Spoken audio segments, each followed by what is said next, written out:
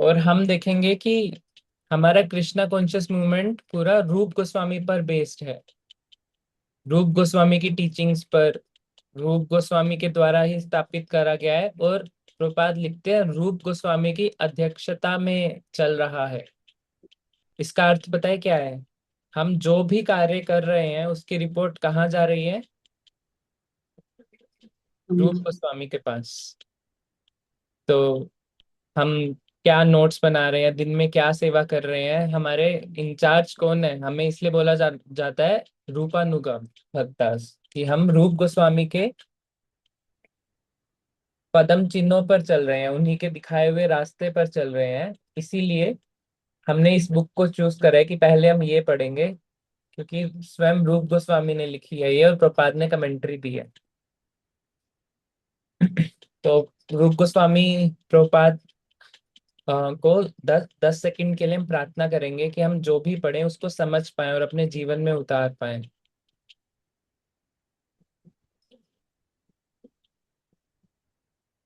हरे कृष्णा। सो अभी तक हमने इंट्रोडक्शन प्रीफेस पढ़ लिया है। तो उसमें दो वर्सेस बहुत इंपॉर्टेंट जो मिले हैं हमें, कि भक्ति की परिभाषा क्या है। तो भक्ति की परिभाषा का जो पहला श्लोक है, अन्य अभिलाषिता शून्यम ज्ञान कर्मादि अनावृतम अनुकूल्यन कृष्ण अनुशीलनम भक्तिरुत्तमा। एक ये श्लोक हमने देखा था, और कल हमने देखा था नारद मुनि ने भक्ति की क्या डेफिनेशन दी है। सर्व उपाधि विनिर्मुक्तम तत्परत्वेना निर्मलम। कि हमें सारी उपाधि से मुक्त होकर निर्मल बनना है और हमें भगवान की सेवा करनी है। ऋषिकेशा ऋषिकेना। भगवान की सेवा क्यों करनी है? ऐसे समझते हैं कि यदि कोई बहुत अमीर व्यक्ति है, तो वो अमीर व्यक्ति हो सकता है कि बड़ी बड़ी गाड़ी में घूमता है, 10 12 नौकर चाकर तो उसके पर्सनल हैं, चारों तरफ रहते हैं उसके। बाकी उसके कंपनी में अलग अलग रिसोर्सेज हैं। लेकिन वो सब किसकी सेवा कर रहे हैं? सारे नौकर एम्प्लॉय किसकी सेवा करते हैं? उसी मालिक की ना। यदि कोई रिलायंस में काम करता है, तो क्या बोलते हैं हम कि किसके यहाँ नौकरी कर रहा है? अंबानी के। बोलते हैं ना कि हमारा मालिक कौन है? अंबानी। तो वैसे ही ये तो मटेरियल चीज है। स्पिरिचुअल यदि हम देखें तो सभी के मालिक कौन है? भगवान। तो हमारी जो इंद्रियां हैं इसके मालिक भी कौन है? भगवान। भगवान ही इसके मालिक है। तो हमारा ये ड्यूटी बनती है कि हमें भगवान की इंद्रियों को भगवान की सेवा में लगाना है। ये इंद्रियां हमारी नहीं है, भगवान की ही है। और हम बहुत सुंदर तरीके से भगवान की इंद्रियां भगवान की सेवा में लगा सकते हैं। हमारी आंखों को देखना बहुत पसंद है, सुंदर सुंदर चीजें। तो हम भगवान के विग्रहों को देख सकते हैं, या फिर भगवान के भक्तों को देख सकते हैं, धाम यात्रा कर सकते हैं। देखना पसंद है, सुनना पसंद है, तो हम कीर्तन सुन सकते हैं, गा सकते हैं। और स्पर्श करना बहुत पसंद है हमारे त्वचा को। तो स्पर्श कर सकते हैं हम भक्तों को जब उनके साथ सेवा कर रहे हैं, उनके साथ डांस कर रहे हैं। और क्या पसंद है हमें? खाना बहुत पसंद है ना। तो हम प्रसाद पा सकते हैं, ऑनर कर सकते हैं, वो भी एक सेवा है। वैसे तो अपने शरीर को शक्ति के लिए यदि हम कुछ भी लेते हैं, अपने पेट की अग्नि को शांत करने के लिए, तो वो कर्म है। लेकिन यदि हम प्रसाद ले रहे हैं तो वो सेवा है, कि हम भगवान का प्रसाद ऑनर कर रहे हैं। तो इसी के साथ कल हम फर्स्ट चैप्टर पे पहुंच गए थे। तो फर्स्ट चैप्टर में हमने देखा था कि कपिल देव, देवहूति के पुत्र, और कर्दम मुनि और देवहूति के पुत्र अपनी मैया को क्या बोलते हैं? वो बोलते हैं कि हे माँ, शुद्ध भक्त के लक्षण क्या है? शुद्ध भक्त के लक्षण है, हे माँ, उनको कुछ भी दे दिया जाए। उनको कहोगे कि मोक्ष ले लो, उनको कहोगे कि भगवान के जैसा शरीर ले लो, भगवान में मिल जाओ, भगवान की ओपुलेंस में रहो, तो वो कहेंगे ये नहीं चाहिए हमें, हमें क्या चाहिए? सेवा। सेवा के लिए यदि कोई भगवान के प्लेनेट जाता है तो ठीक है, सेवा के लिए जा रहे हैं, बिना सेवा के वो कहीं नहीं जाते। तो हम एस्कॉन में भी देखते हैं कि यदि कभी कभी किसी प्रभु जी या माता जी को हम कुछ बात करते हैं तो प्रभु जी माता जी कहते हैं कि नहीं प्रभु जी, अभी मेरी सेवा है, बाद में बात करूंगी मैं। तो सेवा प्रधान रहता है, सभी भक्तों का मूड यही रहता है कि सेवा चलती रहनी चाहिए, सेवा नहीं रुकनी चाहिए। और कल हमने देखा था कि सेवा कितनी पावरफुल भी है। हमने एक जलंधर में एक परिवार का एग्जाम्पल लिया था कि उस परिवार में जो बहुत धनाढ्य व्यक्ति थे, उन्होंने अपनी सारी संपत्ति अपने नौकर को दे दी बजाय अपने संतानों को देने के। क्योंकि 20-30 सालों तक उस नौकर ने अपने मालिक की इतनी अच्छी सेवा करी कि उससे प्रसन्न होकर, और जो उसकी संतानें थी वो तो फौरन चले गई।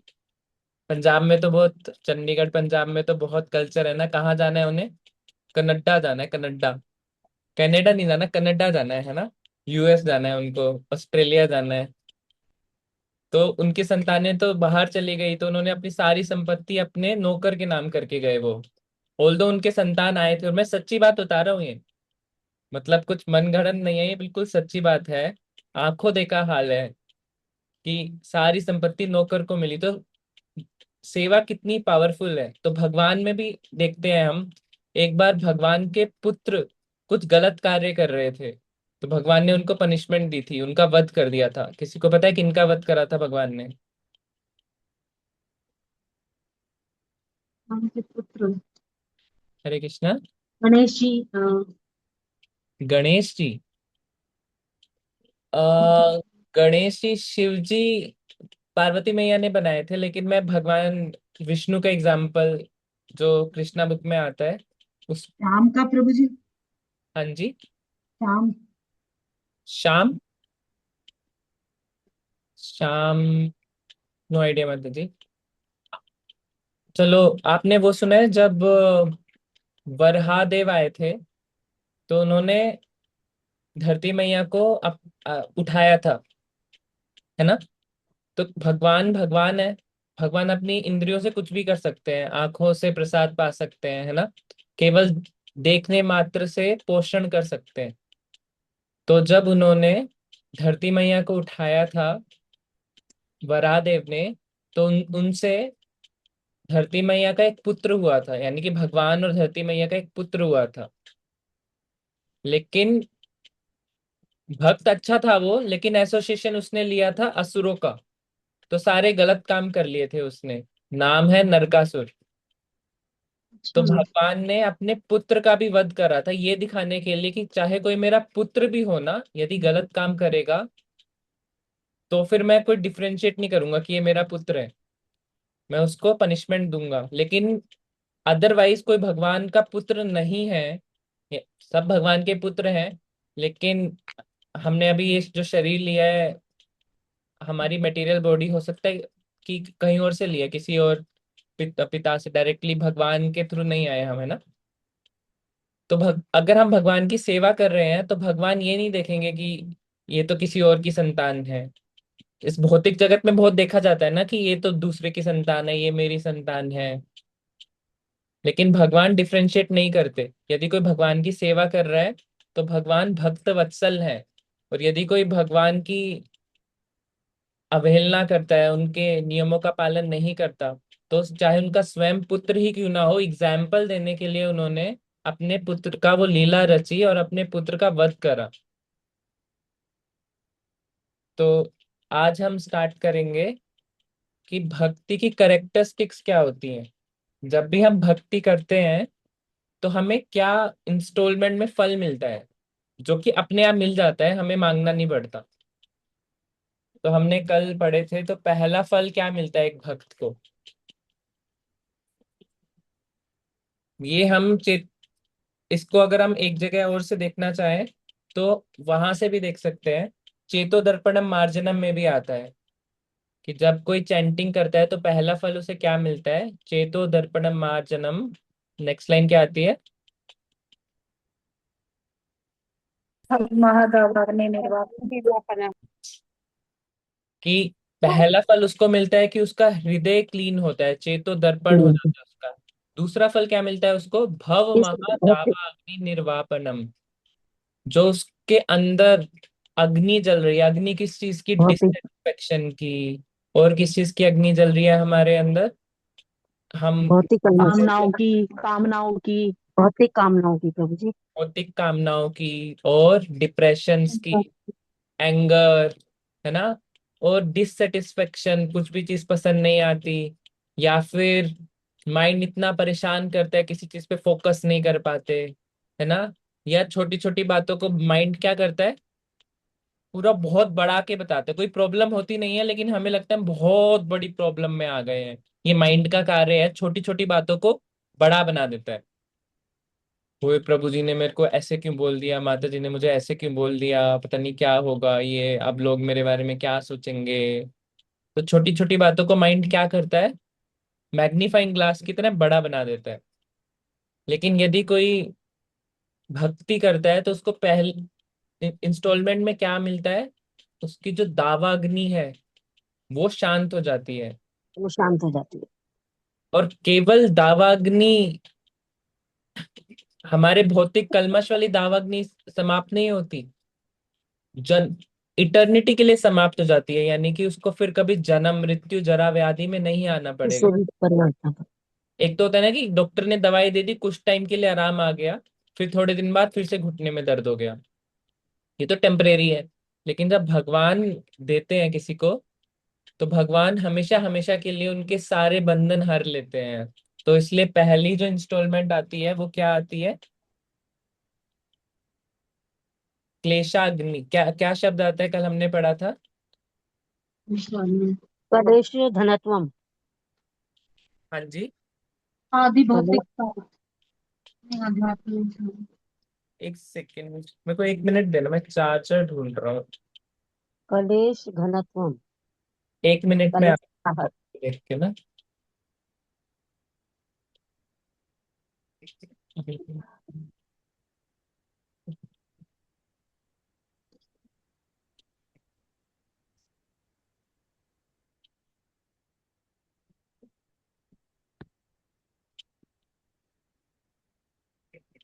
हाँ जी।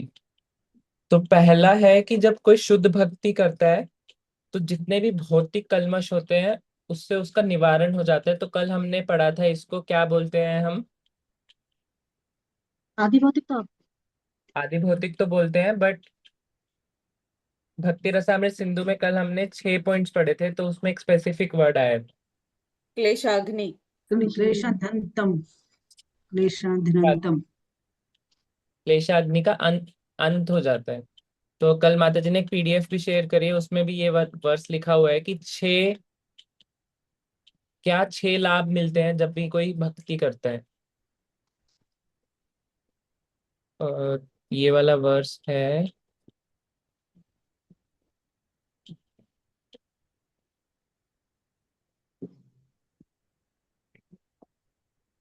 यस। तो पहला लाभ उसको मिलता है कि उसको मटेरियल डिजायर डिस्ट्रेस से उसको शांति मिल जाती है। तो इसको हम रीड कर सकते हैं, anyone wants to read?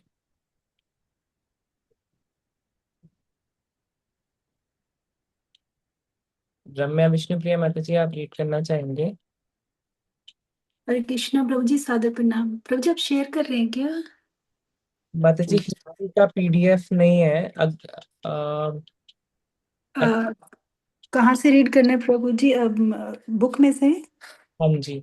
Ji ji Prabhu ji, book है मेरे पास। ओके। प्रभु जी कल मैं थी नहीं एक्चुअली ना, तो मेरे को पता फर्स्ट, नहीं कहाँ। जिसमें वो characteristics of pure devotional service, yes, page number 3 पे प्रभु जी, लास्ट पैराग्राफ।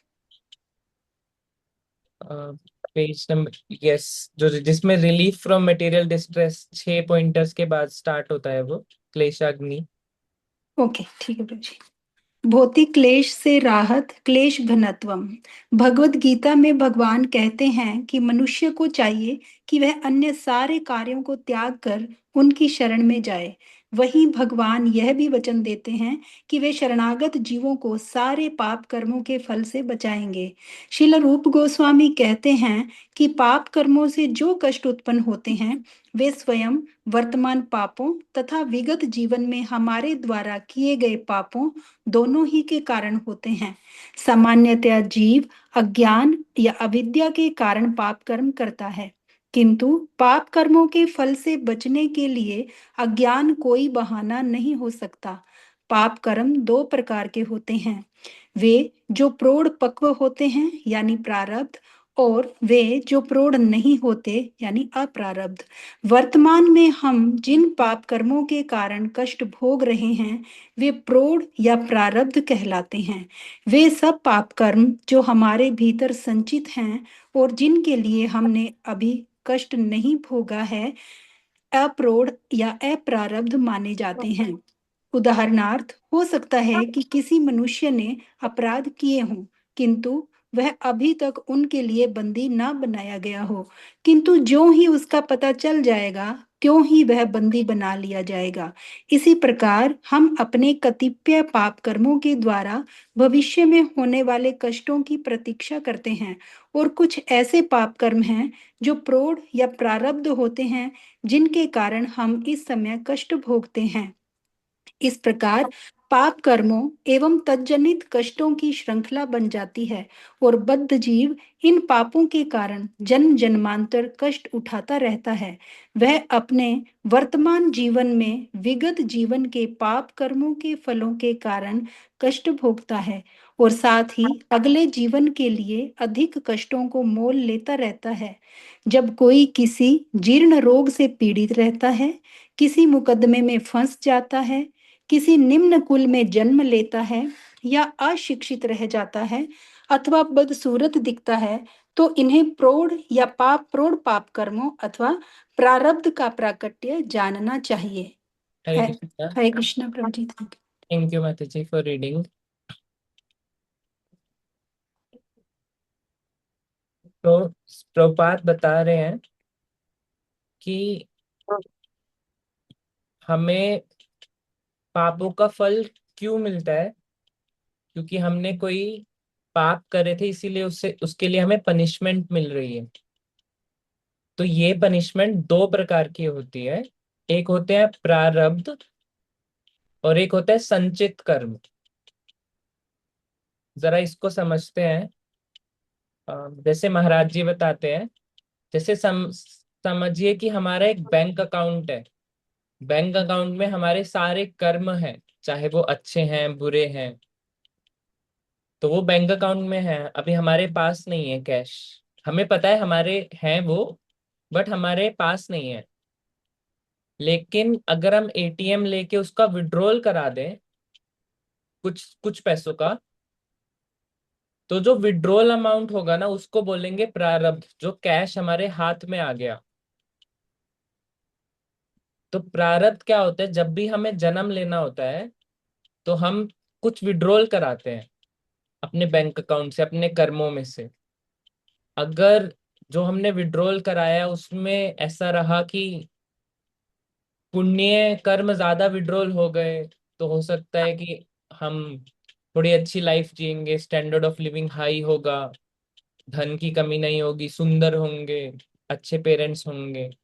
और यदि जब हमने विड्रॉल करवाया और गलत कर्म कैश आउट हो गए एटीएम से, हमारा जो बैंक अकाउंट है कर्मों का उसमें से गलत कर्म आ गए, गलत कर्म यानी कि जो हमने पाप कार्य करे थे, तो इस जीवन में हमें बहुत परेशानी का सामना करना पड़ेगा।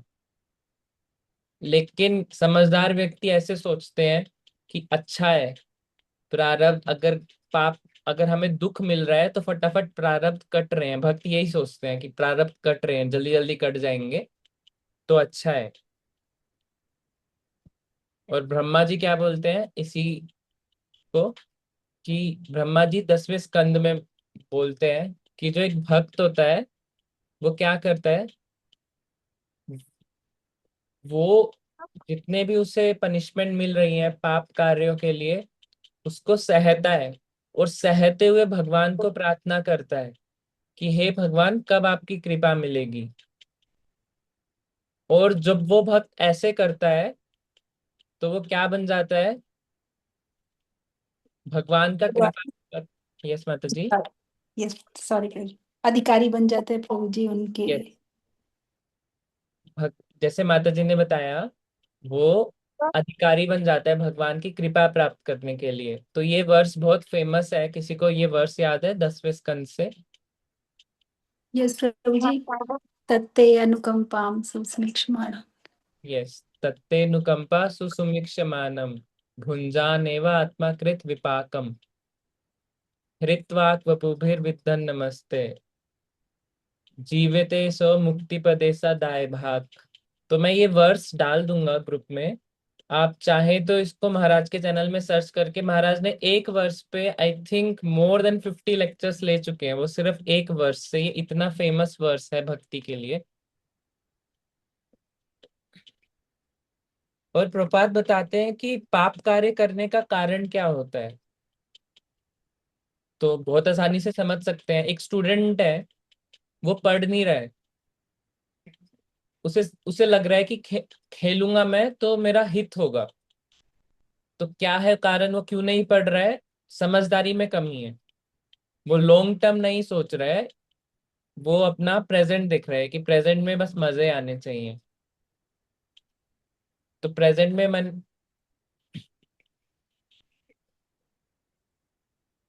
में मजे के लिए वो प्रवृत्ति मार्ग अपना रहा है ना? अभी मुझे मजे करने हैं, है ना? तो मतलब किस चीज की कमी है? अंडरस्टैंडिंग की। तो अविद्या के कारण हम लॉन्ग टर्म नहीं सोच पाते, हम प्रेजेंट में ही जीते हैं। एक क्रिमिनल, जरा सोचिए कि पाप कर्म जो भी व्यक्ति करते हैं, उनको ऐसा लगता है कि ये करने से मेरे को खुशी मिल जाएगी, तभी तो करेंगे ना वो। कोई भी व्यक्ति कोई भी कार्य इसीलिए करता है ना, कि खुशी मिल जाए, सुख मिल जाए। तो जो क्रिमिनल्स होते हैं उन्हें लगता है यदि मैंने ये मर्डर कर दिया तो मुझे सुख मिल जाएगा, ये व्यक्ति मुझे बहुत परेशान कर रहा है, बट एक्चुअल में जब वो मर्डर कर देता है तो उसे सालों सालों तक दुख ही मिलता है। तो अविद्या के कारण कोई व्यक्ति पाप करता है। तो प्रपात इसीलिए बता रहे हैं कि इग्नोरेंस के कारण कोई पाप करता है। नेक्स्ट लाइन में प्रपात बता रहे हैं, लेकिन हम भगवान को ये नहीं बोल सकते कि भाई मेरे को पता नहीं था कि ये करने से ये हो जाएगा। फॉर एग्जाम्पल, यदि एक छोटा सा बच्चा अपनी उंगली बिजली की तार में डाल दे, वो जो सॉकेट होता है ना उसके अंदर छोटी छोटी उंगली होती है, वो तो घुस भी जाती है, तो उसे करंट लगेगा या नहीं लगेगा? वो बच्चा बोल सकता है ना मेरे को पता नहीं, मैं तो नया आया हूँ इस जिंदगी में, इस धरती पर, मेरे को पता नहीं कि उंगली डालने से करंट लगेगा। तो क्या उसे करंट नहीं लगेगा? लगेगा ना? लगेगा। तो वैसे ही यदि कोई अविद्या में रहकर पाप कार्य करता है तो वो ये नहीं बोल सकता कि मेरे को पता नहीं है कि ये रूल है। यदि कोई अमेरिका से व्यक्ति इंडिया आए और लेफ्ट की जगह राइट चलाना स्टार्ट करते हैं, ये सोच के कि अमेरिका में भी राइट चलाते हैं गाड़ी, तो गवर्नमेंट ये नहीं कहेगी ना, ओ आप तो अमेरिका से आए हो, आपको तो पता नहीं है, गलत चला रहे हो आप। उसी समय चालान काट देंगे उसको। हो सकता है ज्यादा कुछ करे तो उसको वापस अमेरिका भेज दें कि आप चले जाओ, आप यहाँ पे परेशानी क्रिएट कर रहे हो। अब अब हमने देख लिया प्रारब्ध क्या होते हैं और संचित कर्म क्या होते हैं। संचित कर्म हमारा बैंक अकाउंट, प्रारब्ध मतलब ये शरीर पाने के लिए हमने जो बैंक अकाउंट में से विड्रॉल करा है कर्मों को, उसे बोलते हैं प्रारब्ध। तो भक्ति करने से जो हमारा बैंक अकाउंट है वो तो बिल्कुल खत्म कर देते हैं भगवान। कैसे खत्म करते हैं? एग्जाम्पल आता है कि जैसे भूंज देते हैं, जैसे यदि दाल को मैं भूंज दूं, भूनना मतलब कढ़ाई के अंदर धीरे धीरे हिला हिला हिला के उसको थोड़ा सा रोस्ट कर दूं, तो क्या वो दाल दोबारा से स्प्राउट होगी, जर्मिनेट करेगी? नहीं करेगी। तो वैसे ही भगवान क्या करते हैं, जो हमारे पाप रूपी बीज बीज है होते हैं उनको हमारे जला अंदर, देते हैं, उन जला देते बीज हैं। को जला देते हैं। लेकिन जो प्रारब्ध हमने इस लाइफ में ले लिया है, ये शरीर ले लिया है, तो से जरूर शरीर से जुड़े जो हमें दुख मिलेंगे उसको हमें सहना पड़ेगा, क्योंकि ये शरीर तो ले लिया ना। बाकी बैंक अकाउंट भगवान खत्म कर देंगे, बट ये वाला जो जीवन है इसमें हमें सहना पड़ेगा। अब कोई कह सकता है कि हो सकता है भगवान तो और पावरफुल है, वो ये वाले भी खत्म कर दे। मानता हूँ भगवान खत्म कर देते हैं, बट जैसा हमें शरीर मिल गया, जैसे परिवार में हमारा जन्म हो गया, तो वो तो नहीं बदल सकते ना। जन्म हो गया है। तो जब वृत्तासुर का जन्म हुआ था, कहाँ हुआ था वृत्तासुर? भक्त थे वृत्तासुर। उनका जन्म कहाँ हो गया था? असुर, असुर योनि में। तो उन्हें वो योनि कंप्लीट करनी पड़ी, वो जन्म कंप्लीट करना पड़ा, उसको सहना पड़ा, टॉलरेट करना पड़ा। तो पॉइंट ये है कि बैंक अकाउंट जो है पाप का, वो भगवान खत्म कर देंगे, बट जो कैश हमने विड्रॉल करवा लिया एटीएम से, जो कर्मों का विड्रॉल कराया ये शरीर प्राप्त करने के लिए, वो हमें सहना पड़ेगा। और जब हम सहेंगे तो भगवान देखेंगे कि ये भक्त सहते हुए भी भक्ति कर रहे हैं, तो वो करने से वो भक्त बन जाएगा दाएं भाग। दाएं भाग क्या होता है? राइटफुल ओनर, यानी कि एक पिता की संपत्ति पे जो अधिकार होता है जैसे एक संतान का, वैसे ही यदि भक्त सहते हुए भक्ति करे तो भगवान की कृपा प्राप्त करने के लिए वो दाएं भाग बन जाएगा। और उसे वो दाएं भाग बनने के लिए केवल एक ही चीज करनी है। उसे क्या करना है? जीवते सो, उसे बस भक्ति करते रहना है, भक्ति में प्राण नहीं खोने हैं। जीवते सो मुक्ति पदे सा दाएं भाग। मुक्ति का अर्थ है यहाँ पर भक्ति, कि वो भक्ति में यदि जिंदा रहेगा तो वो दाएं भाग बन जाएगा।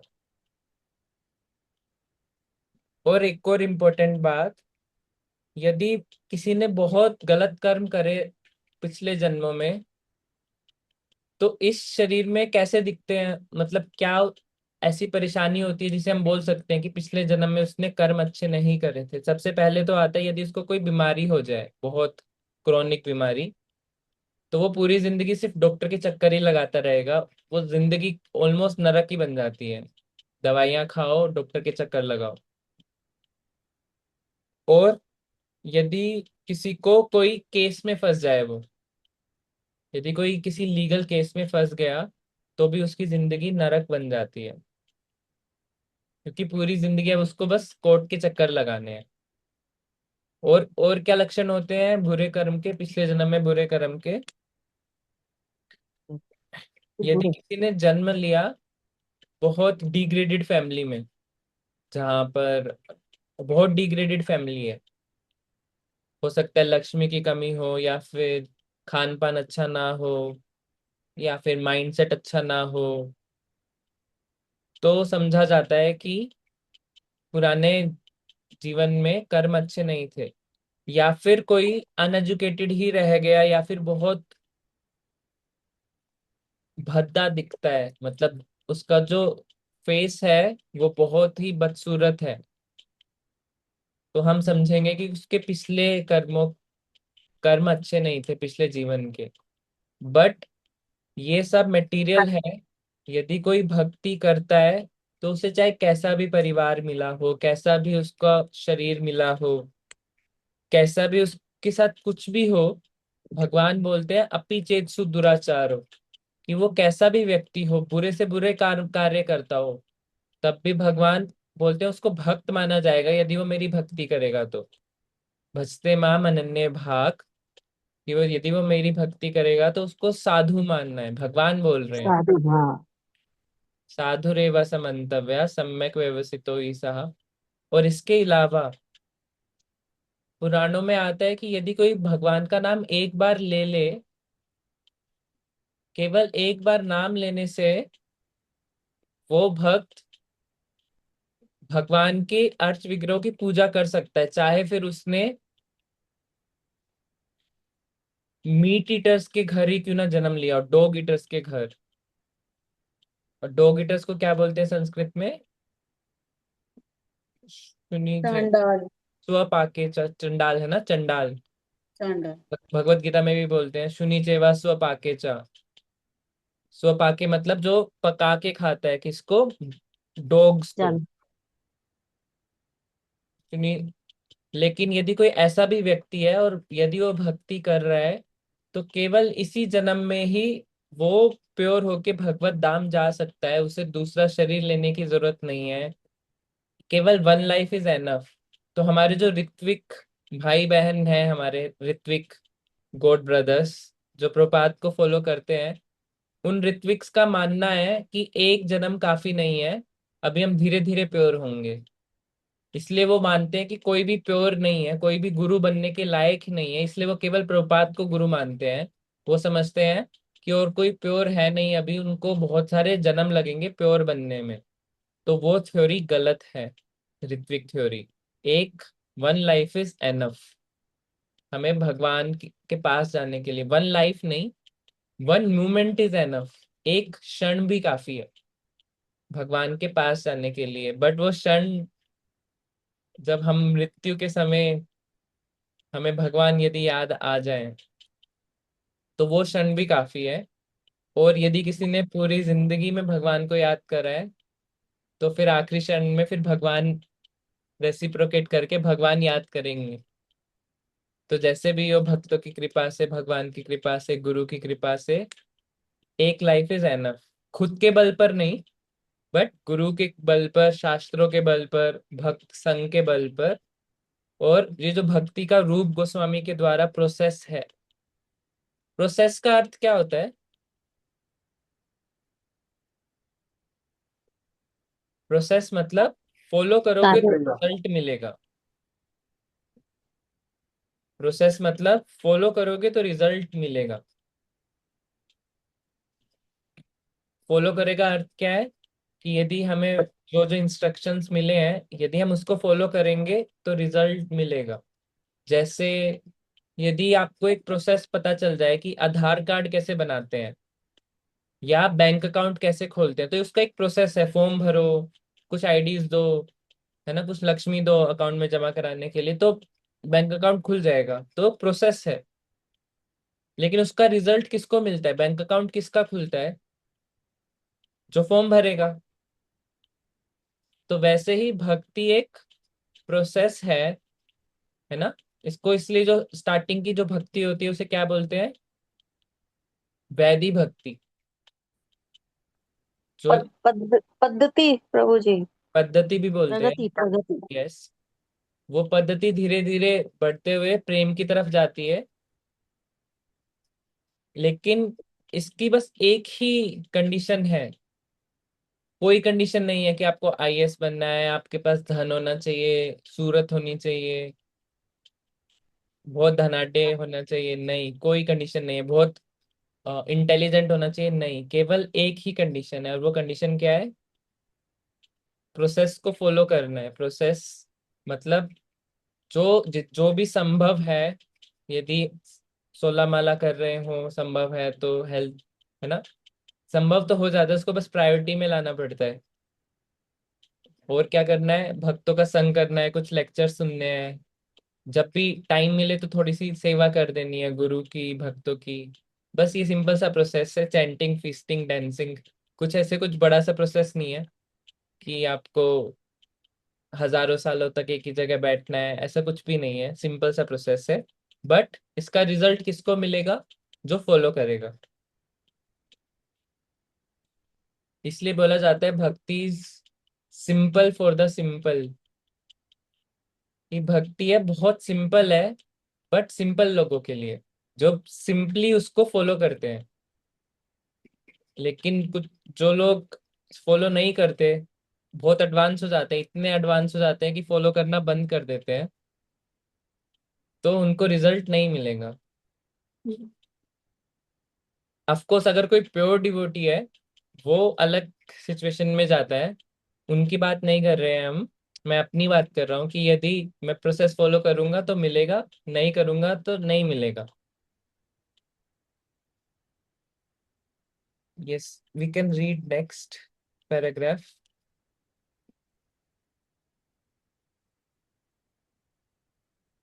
हरे कृष्ण प्रभु जी, मुझे पढ़ना है क्यों? हरे कृष्णा। कोई और पढ़ना चाहते हैं? कोई भक्त? हरे कृष्ण प्रभु जी। हरे कृष्णा। अच्छा, इन्होंने किन का अनम्यूट है माइक? हरे कृष्णा। पूर्णमासी नित्य माताजी है। हाँ जी। हाँ जी, यस माताजी, यू कैन रीड। जगत को श्लोक को पाठ हो जाए। जैसे अनेक विगत पाप कर्मों के फल है, जिनके कारण हम इस समय कष्ट भोगते हैं, और अपने वर्तमान पाप कर्मों के कारण हम भविष्य में कष्ट भोगेंगे, किंतु इन समस्त पाप कर्मों के फल तुरंत समाप्त हो सकते हैं यदि हम कृष्ण भावना अमृत को ग्रहण कर ले। इसके प्रमाण स्वरूप शील रूप गोस्वामी श्रीमद् भागवत से 11.14.19 उदाहरण देते हैं। यह श्लोक भगवान कृष्ण द्वारा उद्धृत किए गए हैं, उपदेश से संबंधित है, जिसमें वे कहते हैं, हे उद्धव, मेरी भक्ति उस प्रज्वलित अग्नि के समान है जो इसमें डाले गए असीम ईंधन को जलाकर खाक बना सकती है। तात्पर्य यह है कि जिस प्रकार प्रज्वलित अग्नि कितनी ही मात्रा में ईंधन को जलाकर खाक कर सकती है, उसी प्रकार कृष्ण भावना अमृत में भगवान की भक्ति सारे पाप कर्मों के ईंधन को जला सकती है। उदाहरणार्थ, गीता में अर्जुन ने सोचा था कि युद्ध करना पाप कर्म है, किंतु कृष्ण ने अपने आदेश से उसे युद्ध में प्रवृत्त किया, जिसके कारण वह युद्ध भक्ति बन गया। इसलिए अर्जुन को कोई पाप फल नहीं भोगना पड़ा। आगे पढ़े प्रभु जी। यस माताजी।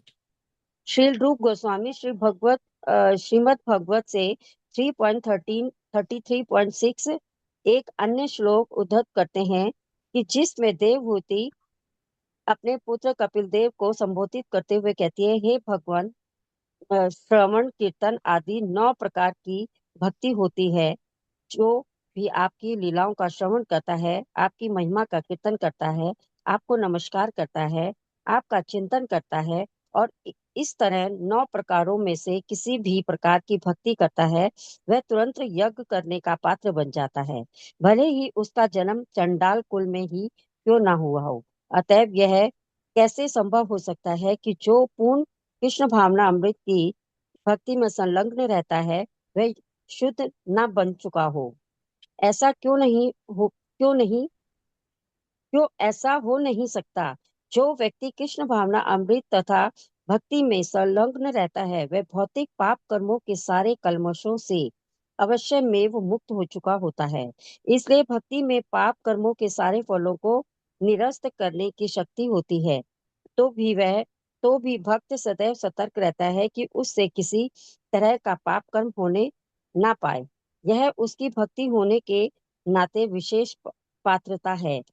इस प्रकार श्रीमद् भगवत का कथन है कि भले ही कोई चांडाल कुल में क्यों ना उत्पन्न हुआ हो, किंतु यदि वह भक्ति करता है, तो वह वेद विहित कर्म कांडों में भाग लेने का अधिकारी बन जाता है।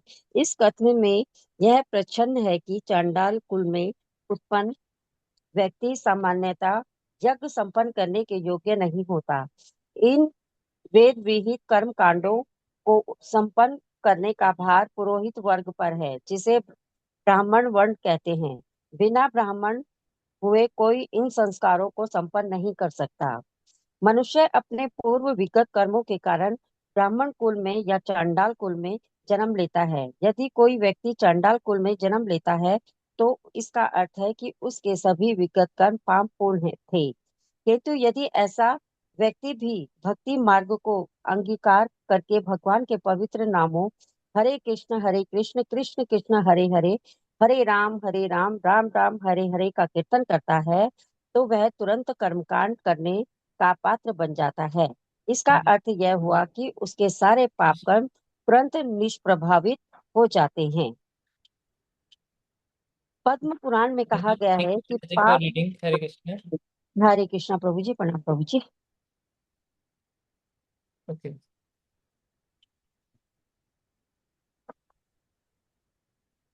सो इसके बाद रूप गोस्वामी हमें थोड़ा और बताते हैं कि कैसे एक भक्त को भगवान उसके सारे भौतिक कल्मश से निवारण कर देते हैं, है ना।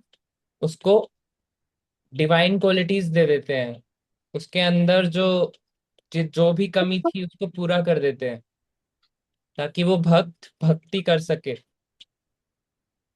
तो कृष्णा उद्धव को बता रहे हैं। उद्धव कौन है? हरिदास, भगवान के तीन बहुत फेमस डिवोटीज हैं। कौन कौन है वो? युधिष्ठिर महाराज, उद्धव एंड गोवर्धन। तो these are the top three devotees, although gopis top most हैं, बट उनके बाद इनका नंबर आता है, गोपीज के बाद, गोप वृंदावन के बाद। जो वृंदावन के नहीं है, वृंदावन के भक्तों की स्थिति बिल्कुल अलग है। उनके बाद यदि किसी को पूछा जाए कि सबसे बड़े भक्त भगवान के, तो ऑफ कोर्स गोवर्धन, तो गोवर्धन भगवान भी हैं, भक्त भी हैं, और वो तो वृंदावन के ही हैं। उसके बाद हमारे उद्धव जी हैं एंड युधिष्ठिर महाराज हैं। तो भगवान उद्धव को बता रहे हैं कि जो मेरी भक्ति करता है, तो भक्ति इज लाइक फायर, भक्ति आग के समान है। आग का मेन कार्य क्या होता है? परिवर्तन लाती है आग। इसलिए हम देखेंगे कि जो सन्यासी होते हैं, ब्रह्मचारी होते हैं, वो सैफरन पहनते हैं। सैफरन का अर्थ क्या है? फायर का सिंबल है, अग्नि का सिंबल है। अग्नि मतलब जो ट्रांसफॉर्मेशन लाएगा, जो सोसाइटी के अंदर ट्रांसफॉर्मेशन लाए, कॉन्शियसनेस के अंदर ट्रांसफॉर्मेशन लाए, इसलिए वो सैफरन पहनते हैं।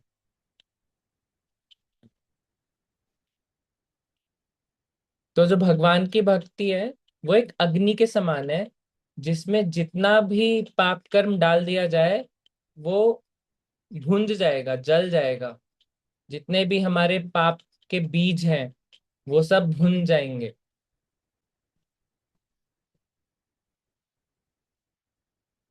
एग्जाम्पल दिया जाता है अर्जुन का, कि अर्जुन ने युद्ध करा। जरा सोचिए कितने मर्डर करे होंगे अर्जुन ने। और केवल सिपाही के मर्डर नहीं, बड़े बड़े भक्तों के है ना। भीष्म पितामह 12 महाजन में आते हैं। तो लगना चाहिए था ना, क्या बोलते हैं उसे, ऑफेंस लगना चाहिए था ना। हिंदी में क्या बोलते हैं? पाप। पाप। पाप लगना चाहिए था, या फिर भक्तों के अपराध। अपराध। अपराध। अपराध लगना चाहिए था, यस। लेकिन नहीं लगा। और किन किन का वध करा उन्होंने? कर्ण, द्रोण, है ना। और कितना, 11 अक्षौणी सेना, केवल 5 भाइयों ने कितनों को मारा, और जो भी उनके साथ 9 अक्षौणी सेना थी। लेकिन इनको पाप नहीं लगा। क्यों नहीं लगा? क्योंकि ये किस लिए लड़ रहे थे अर्जुन? पहले तो बोल रहे थे कि मैं नहीं लड़ूंगा, मुझे पाप लगेगा, बट कृष्णा ने कहा आप मत लड़ो, मेरे लिए लड़ो आप, तो आपको कुछ नहीं लगेगा। सर्वधर्मान परित्यज्य माम एकम शरणम व्रजा, कि आप मेरे लिए लड़ो तो आपको कुछ नहीं होगा। एग्जाम्पल क्या है? यदि कोई आर्मी में जाता है और वहां पर एक दो मर्डर करके आता है टेररिस्ट के, तो गवर्नमेंट खुश होती है या फिर उसको जेल में डालती है? खुश होती है ना, टेररिस्ट को मार के आए हैं, मर्डर करके आए हैं।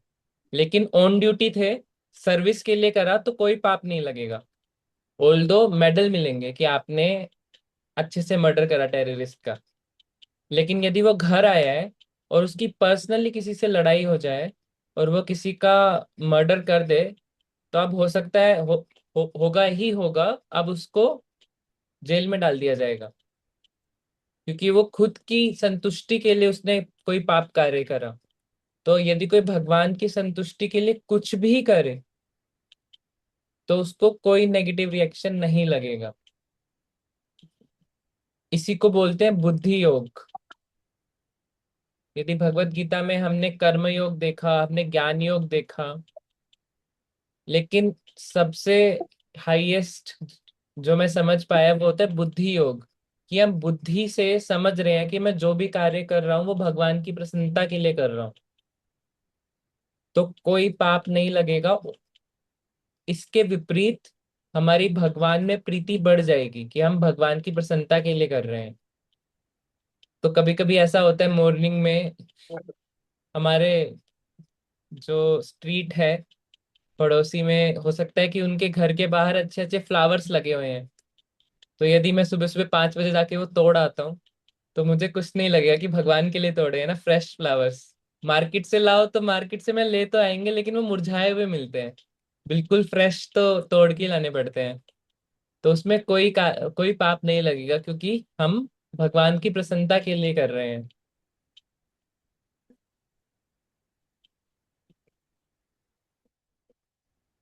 इसके बाद कपिल देव फिर से अपनी मैया को बताते हैं, देवहूति माँ को, कि हे माँ, 9 प्रकार से हम भक्ति कर सकते हैं, जो प्रहलाद महाराज जी ने बताया है।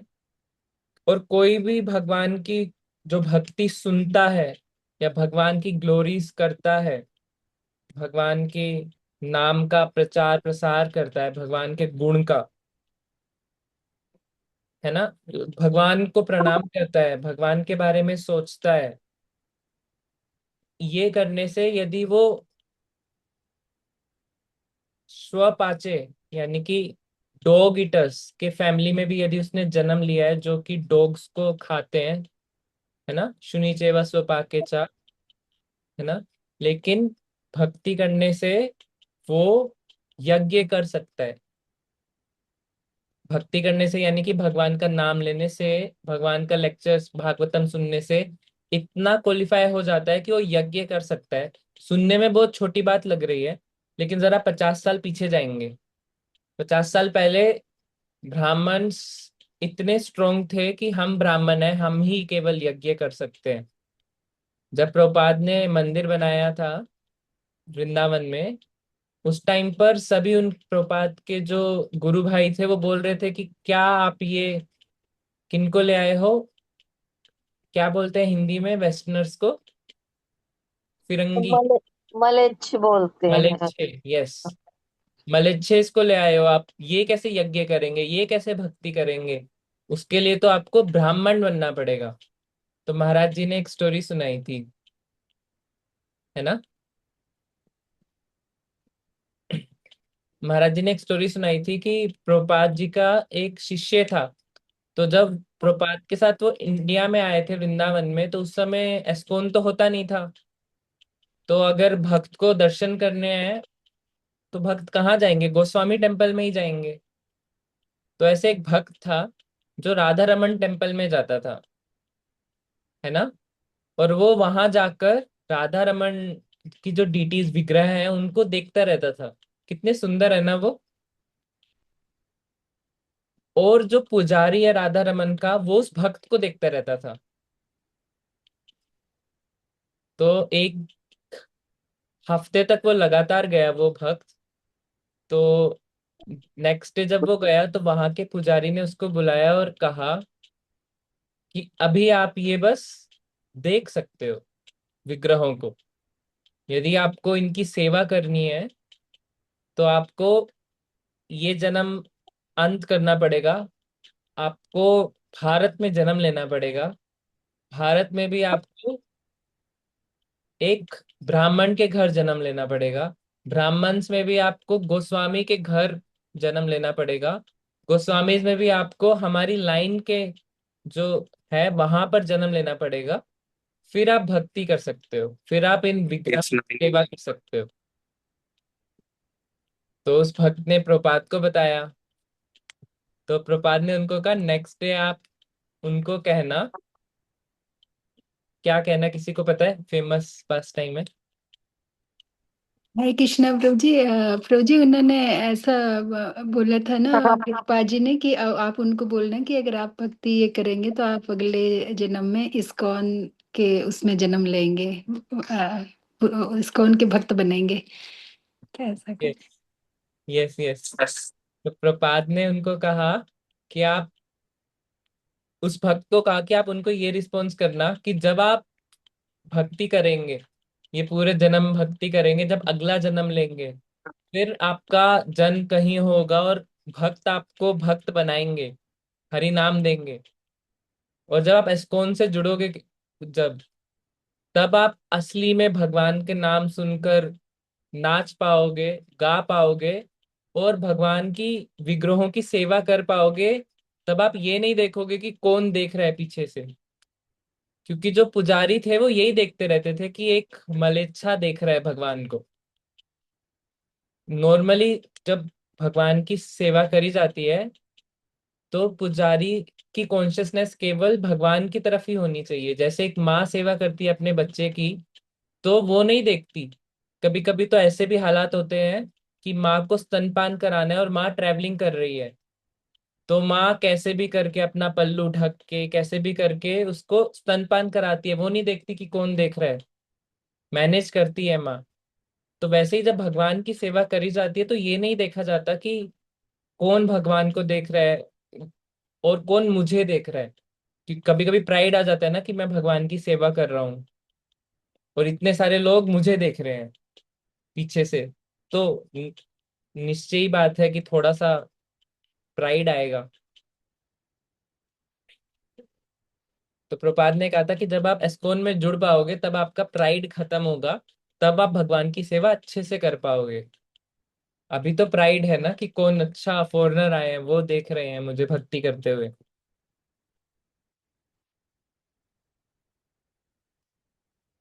उसके बाद ये बता रहे हैं भगवान की सारे पाप कर्म खत्म हो जाते हैं जब भी कोई भक्ति करता है। और जो भी हरि नाम करता है, हरि नाम में जो हरे कृष्णा महामंत्र का उच्चारण करता है वो यज्ञ कर सकता है। तो मैं लास्ट पॉइंट ये कंक्लूड कर रहा था कि पुराने टाइम में 50, ज्यादा पुराना नहीं, 50 वर्ष पहले ब्राह्मण्स का बहुत स्ट्रोंग होल्ड था चीजों पर, तो वो एक्सेप्ट नहीं करते थे। ब्राह्मण्स तो छोड़ो, वैष्णव भी जो शिला प्रभुपाद के गुरु भाई हैं उनको बहुत निंदा करते थे कि क्या आप मलेच्छाओं का प्रचार करके उनको ले आए, है ना। और माताओं माताओं को आप मंदिर में रखते हो, है ना।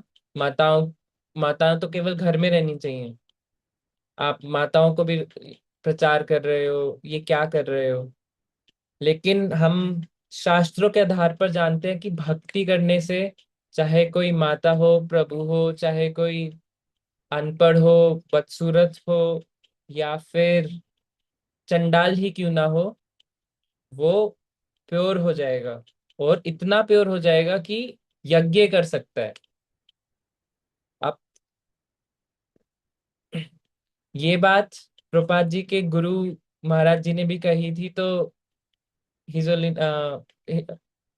हिज डिवाइन ग्रेस भक्ति सिद्धांत सरस्वती ठाकुर महाराज, उन प्रभुपाद, उन्होंने भी यही बात कही थी। बट उनको फिर गोस्वामीज ने क्या करा था, उनको जान से मारने की कोशिश करी गई थी, क्योंकि ब्राह्मण्स लोग चाहते नहीं है कि सब यज्ञ कर सके। अगर सब यज्ञ करेंगे तो ब्राह्मण्स को बुलाएगा कौन। तो सेम प्रभुपाद को भी बहुत बैकलैश का सामना करना पड़ा था। लेकिन हम समझ रहे हैं कि वो उन्होंने मन से नहीं कहा था, ये शास्त्रों के आधार पर कहा गया था। तो आज इतना ही करते हैं। यदि किसी भक्त का कोई एडिशन कमेंट्री है या मेरे से कोई त्रुटि हो गई है, तो कोई करेक्शन है, तो प्लीज अपना हैंड रेस करके बता सकते हैं। मैं कुछ भी बोल देता हूँ बट प्लीज कोई भी त्रुटि हो तो आप प्लीज बता दीजिएगा।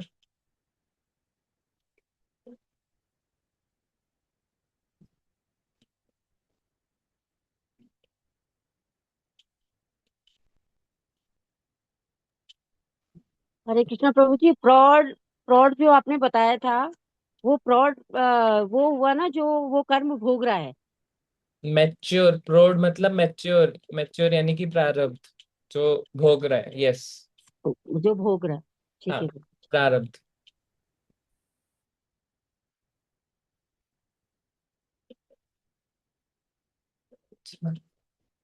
ठीक है।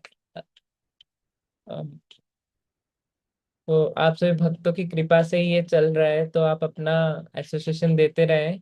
और कोई भी गलती हो तो माफ भी करते रहना और करेक्ट भी करते रहना। कि हो सकता है रीडिंग करते वक्त यदि मेरी अंडरस्टैंडिंग गलत हो तो उसको करेक्ट भी कर दीजिए करे बीच बीच में।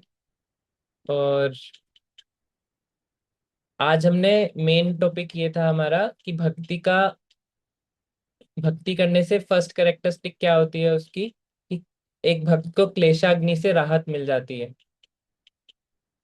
तो कल इसी को कंटिन्यू करेंगे। सो आप सभी भक्तों का बहुत बहुत धन्यवाद आज के प्रभुपाद की बुक रीडिंग में आने के लिए। सो आप सभी भक्तों के चरणों में प्रणाम। वंचा कल्पतरुभ्यश्च कृपा